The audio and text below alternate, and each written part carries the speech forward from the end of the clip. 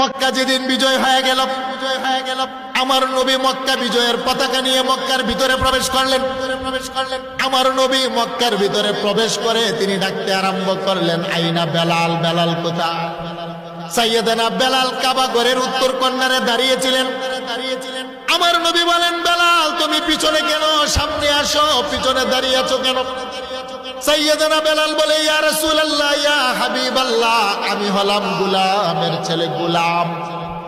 আমার বাড়িটা মক্কা মদিনাতে নয়, আমি গরিব, আমার টাকা নাই, পয়সা নাই, চামড়া কালো, বড় বড় সাহাবীরা আপনার সামনে দাঁড়ানো, আমি পিছনে দাঁড়িয়ে আছি, সামনে বিয়াদবি।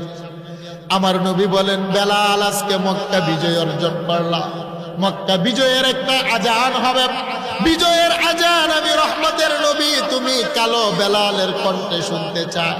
বেলাল রে, বাইতুল্লাহর ছাদের উপরে দাঁড়িয়ে মক্কা বিজয়ের আজান দাও, আমি রহমতের নবী তুমি কালো বেলালের কণ্ঠে মক্কা বিজয়ের আজান খানি শুনতে চাই। আল্লাহু আকবার বলেন। সাইয়েদনা বেলাল রাদিয়াল্লাহু তাআলা আনহু আর বিলম্ব করলেন না, তিনি দূর দিয়ে কাবা ঘরের ছাদের উপরে দাঁড়াইলেন, আজান দিবেন, মক্কা বিজয়ের আজান। শত শত হাজার হাজার সাহাবায়ে কেরাম চতুর্দিকে দাঁড়ানো, মক্কার কাফেররাও চতুর্দিকে দাঁড়ানো। কাফেররা বলতে আরম্ভ করলেন।